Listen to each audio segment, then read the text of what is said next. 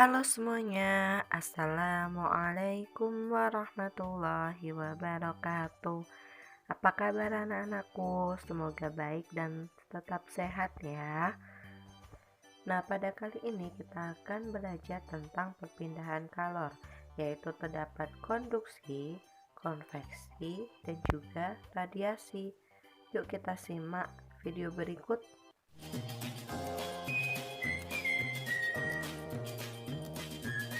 Tahukah kamu mengapa api kompor dapat memanaskan air dalam panci sehingga sayuran yang ada di dalamnya menjadi matang?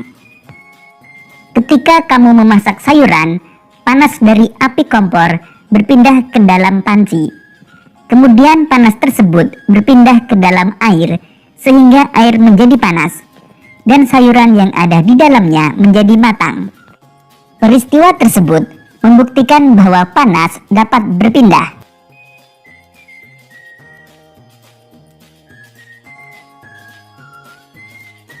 Letak matahari dari bumi sangat jauh, yaitu sekitar 152.100.000 km. Akan tetapi, panas dari matahari dapat berpindah atau merambat ke bumi sehingga kita dapat merasakan hangatnya sinar matahari. Panas berpindah dari benda yang bersuhu tinggi ke benda yang bersuhu lebih rendah. Lalu bagaimana panas dapat berpindah?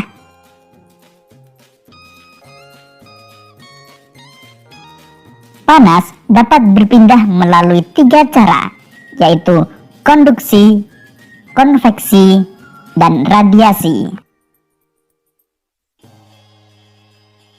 Konduksi adalah perpindahan panas tanpa disertai perpindahan zat perantara. Contoh konduksi adalah panci logam yang panas karena diletakkan di atas kompor yang berapi. Konveksi adalah perpindahan panas yang disertai dengan perpindahan bagian zat perantaranya. Contoh peristiwa konveksi, misalnya air di dalam panci yang dipanaskan hingga mendidih. Radiasi adalah perpindahan panas dengan pancaran yang tidak membutuhkan zat perantara. Peristiwa radiasi yang terjadi sehari-hari adalah sinar matahari yang sampai ke bumi dan menghangatkan udara serta makhluk hidup di bumi. Sahabat cerdas, sekarang mari kita bahas lebih jauh tentang perpindahan panas secara konduksi. Perpindahan panas secara konduksi disebut juga perpindahan panas secara hantaran. Konduksi adalah perpindahan panas tanpa disertai perpindahan zat perantara. Jadi, hanya energi panas saja yang berpindah. Perpindahan panas secara konduksi terjadi pada zat padat. Berikut ini contoh peristiwa konduksi dalam kehidupan sehari-hari. Memanaskan batang logam. Meskipun hanya salah satu ujung besi yang dipanaskan, namun panasnya akan menyebar ke seluruh bagian besi, sampai ke ujung yang tidak dipanaskan. Hal tersebut membuktikan panas berpindah melalui perantara besi. Setrika listrik. Setrika listrik akan memindahkan panas dari sumber panas yang berasal dari energi listrik ke pakaian. Panas berpindah melalui bagian logam yang merupakan konduktor. Mengaduk kopi panas dengan sendok logam, maka panas akan berpindah dari air ke seluruh bagian sendok. Perpindahan panas secara konveksi. Perpindahan panas secara konveksi disebut juga sebagai perpindahan panas secara aliran. Perpindahan panas secara konveksi ialah perpindahan panas yang disertai dengan perpindahan zat perantaranya. Jadi, pada perpindahan panas secara konveksi, tidak hanya energi panas yang berpindah, tetapi zat perantara juga ikut berpindah. Perpindahan panas secara konveksi terjadi pada zat cair dan zat gas.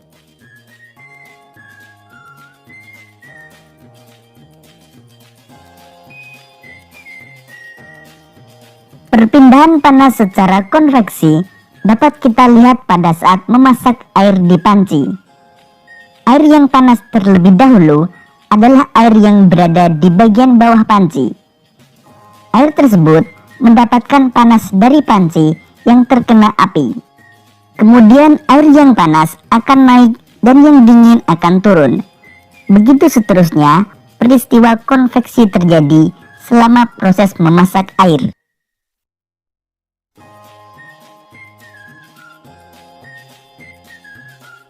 Perpindahan panas secara konveksi dapat diumpamakan dengan kegiatan memindahkan setumpuk buku dari satu tempat ke tempat lain. Ketika kamu memindahkan buku tersebut ke tempat lain, tentu kamu akan ikut bersama dengan buku-buku tersebut.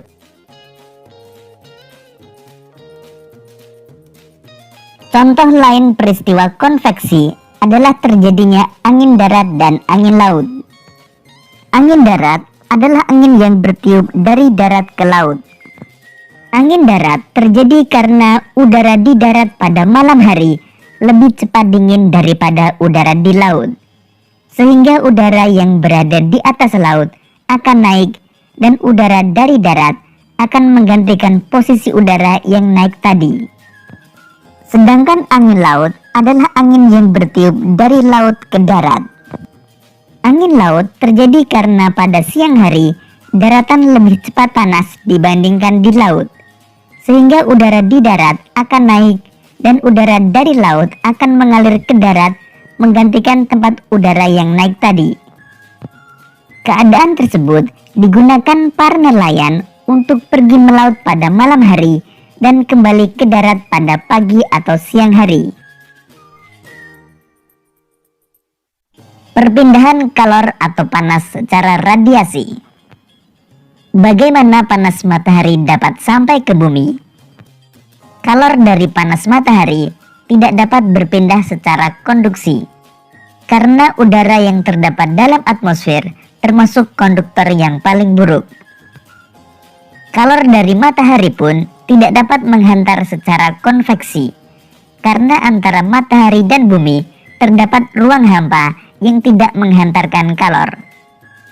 Jadi, kalor dari matahari merambat ke bumi tanpa melalui zat perantara.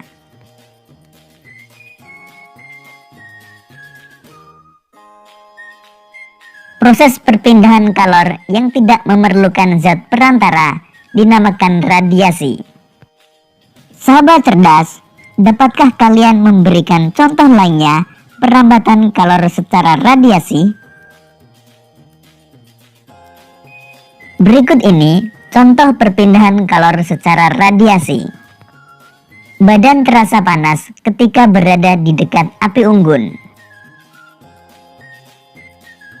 Pakaian menjadi kering ketika dijemur di bawah terik matahari.